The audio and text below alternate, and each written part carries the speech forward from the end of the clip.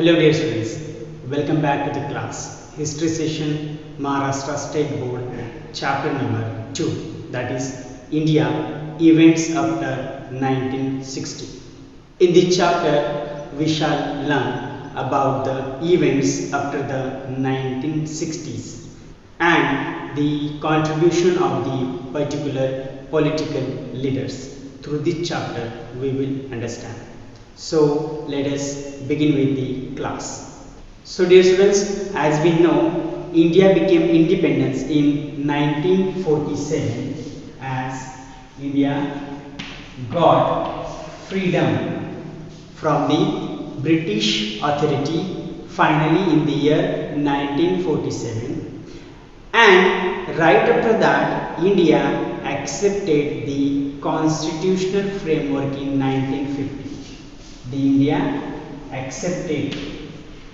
India agreed with the constitutional framework in the 1950. So it became a sovereign democratic nation. Our country, our India, became a sovereign democratic nation. That means there was no any authority, no other country, no other power can rule our country. The Indian society is known as the multicultural and people of various languages, various regions, various religions and the ethnicities and various caste and creed, they live together in our country. Because we found number of the differences in the locality and community of the Indian culture. Because the people those who reside here, because the people those who live here, we found the number of the differences in their culture, tradition, caste, languages, religions. Okay, so the society is called multicultural society. So at the very beginning, what we can say, during the initial period after the independence, the India required to solve lots of issues and different problems. Which problems? Those problems are like economic problem, political issue or social development. These were some main problems which were faced by the country after the independence. Because if we will consider the economic problem, suppose the Britishers were ruling, there was the authority of the Britishers, Britain, our country, then the Britishers exploited the number of the people in the Indian society, and they have loot, they have plundered all the glory, all the jewels, all the money from the India to set up their nation. So through this regard, the people those who belongs to the Indian community through the India, we could see there lots of economical problem faced by the people where people were so poor, they were facing the poverty. Political stability was not there. That means after the independence, immediately we couldn't find out the way to run the administrative system with the help of good political leader. The administrative system was collapsed. So this problem it was faced by the country. Again, there was some lacking in the social development. Social development in the sense there were number of the social issues like child marriages, then we could say the girls education, women education, or we can see the superstition. Okay, these all problems were faced by the people of India. So to have its stability and the balance in the country, there was an establishment of planning commission. So the planning commission, it helps to emphasize or to focus over the economic development. So the economic development it would be there in the country. So we could eliminate, we could reduce the rate of poverty in India. So to reduce the poverty in India, the planning commission thought to have the industrialization, and their main motto, their main purpose was to eliminate poverty through the country. And the only answer was for this was development in industries and factory in our country. And very successfully, what we could say, it conduct the elections and faith in democratic traditions, which was made very possible for us to achieve the very issues like political stability we found in our country. Then we have sought out the social reforms, including the policies and the programs for the weaker sections. Weaker sections, the people those were untouchable, or the people were of lower caste. Okay, such a weaker sections we had made women's. The planning commission had made for them several policies and the programs of the society which were sought to be implemented in our country after the independence. So the first phase which comes through the chapter, that is the 1960s. The 1960s. The 1960s, this decade is very important as the very beginning decade. Decade means what we can say, a period of 10 years. So during this decade, there were several events which occurred in our country, which had a huge and a great influence and impact on the political situation in the political field in India. It includes the regions. There were some of the regions who were not freed from the number of the authorities, like the Portuguese.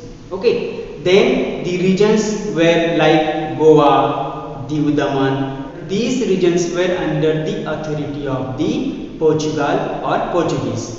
And to this movement, country supported and made it freed from the Portuguese rule. So the Goa, Diu, Daman, this region, they became the part of the Indian Federation. Indian Federation means a group of nations. So they also were involved in the Indian Federation or in the Indian nation. The second, what we can say, there was a tension between the India and the China on the northern border, which had been rising since 1950. So this tension, it was culminated in the War of 1962. War of 1962, that is called SinoIndian War. Okay, and this war was found between the two countries, that is India and China. This war was fought in the region of the McMahon line, where these two countries are sharing the boundaries, and the boundary is called McMahon line. After India became independent, we could see Prime Minister Pandit Jawaharlal Nehru. He led the country and he was known as the architect of India's foreign policy.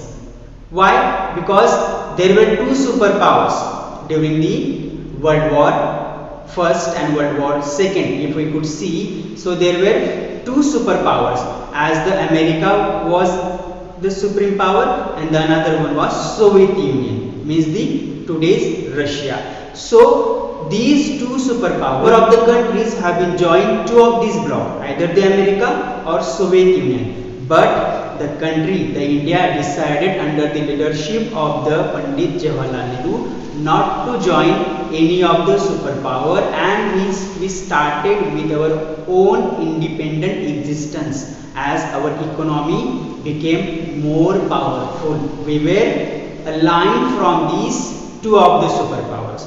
That is what, under the observation, under the leadership of the Pandit Jawaharlal Nehru, we could see India's foreign policy became powerful. And that's what we know him, or we called him architect of India's foreign policy, because we maintained the relations with a number of the countries, not only with the America and the Soviet Union, but we found our foreign policy, it was engaged with a number of the countries. And his contribution to the social and economical development in India, it was very noteworthy and significant. Then the Jawaharlal Nehru passed away in 1964. The 1964, we could see Pandit Jawaharlal Nehru had passed away. Then the second Prime Minister of India was Lal Bahadur Shastri. Lal Bahadur Shastri succeeded Pandit Jawaharlal Nehru and became the next Prime Minister of India. During his decade or during his tenure, we could see the India and the Pakistan went to war over the Kashmir issue. And this war was fought in the year 1965. 1965, the war between Pakistan and India over the Kashmir issue. Then, to make the resolve this matter, the Soviet Union, today's Russia, they tries to mediate between these two of the countries, but it was in vain. But Lal Bahadur Shastri gave the slogan, that is Jai Jawan and Jai Kisan, to highlight their importance, because there was more need those time to grow the food grains. So the farmers were highlighted with the slogan Jai Kisan. At the same time, the soldiers were also very important in that time, because they were dealing with the enemies like the Pakistan and the China on the regions. So those regions they were fighting, so their importance also we can see that it was highlighted by the Lal Bahadur Shastri. Okay, and the Lal Bahadur Shastri, we can say he also passed away the place Tashkent in 1966. 1966, Lal Bahadur Shastri had passed away. Then third one, what we can say, the third political leader is very important as a Prime Minister of our India, that is Indira Gandhi. Then the Indira Gandhi became the Prime Minister of India during the period 1966, and during her tenure, during her time, we can say that Pakistan had been lead its very oppressive policies in the East Pakistan, that is today's Bangladesh. Okay, because the time of the partition, Pakistan also divided as the East Pakistan and the West Pakistan. So the East Pakistan, there were the people, those were living like some of the Bengali people were there. So there we could see that lots of oppressive movements which were led by the political leaders against them. Okay, so the Pakistan had led the very oppressive and suppressive policies in the East Pakistan, and these oppressive movements resulted in a big movement there. And this movement, it was led by the Sheikh Muzaffar Rahman. Sheikh Muzaffar Rahman was a political leader in the East Pakistan. Okay, then we can see he recommended with its organization that is known as Mukti Bahini. The crisis in the East Pakistan, it was affected India as well. How it's affected? Because of millions of refugees came to India, and that is what we could see during her tenure. There was no such stability in the country. So in this way we can say that the 1960 period or the tenure or the decade was so turbulent for the leaders as the Pandit Jawaharlal Nehru or Lal Bahadur Shastri or Indira Gandhi. Okay, now let us see the next decade, that is 1970s. In the 1970s decade, if we could see that the 1971, in the year 1971, war was fought between India and Pakistan again, and this war it led to the creation of an independent country that is called Bangladesh. Second activity we could say in the 1970, that is as a part of the India's policy to use atomic energy for peaceful means or for peaceful purposes. India very successfully carried out an underground test of an atomic device at Pokhran in Rajasthan in the year 1974. And the main motto was to create or to generate or to produce the atomic energy for peaceful purposes like to generate the electricity, not for destruction of any of the properties, like the America has been dropped on the two of the cities of Japan, like the atomic bombs. To avoid this, India decided to generate electricity, avoiding such a destructive means. As for peaceful purposes, the country will use such a kind of energy, and that's what it carried out in Pokhran. The next point we could cover, that is in the year 1975. In the year 1975. This year we could see the people of Sikkim, they voted for the joining the Indian Republic, and Sikkim became the full-fledged state in the Indian Federation. During these decades, the political situation in India, it grew very unstable.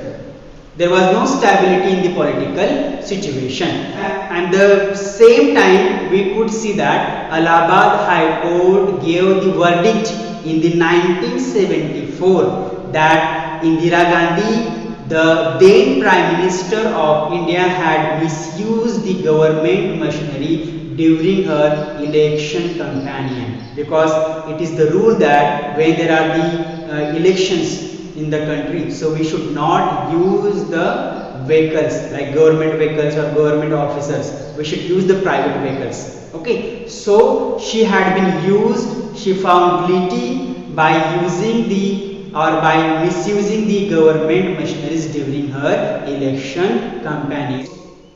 And during this period again we could see the situation became more complicated and critical due to the movement which was led by Jai Prakash Narayan. And the situation of law and order in the country, it became very worse. And not only this, the government declared a state of national emergency during the period of Indira Gandhi. As this period was so turbulent and so unstable, so stormy, so during this period we could say that the fundamental rights of Indian citizens were suspended or restricted. And due to the emergency, the Indian administration, it became disciplined, but simultaneously we could see that all the rights of the Indian citizens were rejected, declined by the government. And this period of national emergency, it was lasted from 1975 to 1977. 1975 to 1977. This period, it was known to be the national emergency period in the country. And after that, we could see in our country there were general elections, or the general elections were conducted. And as the general elections were conducted, on the backdrop of the emergency, many opposite parties, like there can be the two parties, suppose BJP and Congress. Okay, so the opposite party of that time, many opposition parties, they came together and they formed a single party, and that party is known as Janata Party. So the Congress party, which was led by the then Prime Minister Indira Gandhi, was roundly defeated by the newly formed Janata Party of that decade. Okay, and to lead this party, Morarji Desai became the Prime Minister of our country. When he became the Prime Minister of our country, there were internal differences in the party. So we can say that under his leadership, the country or the government was not stayed for longer, and due to these the internal differences were there in the party. The Charan Singh succeeded to the Morarji Desai, but even his government also was short-lived one.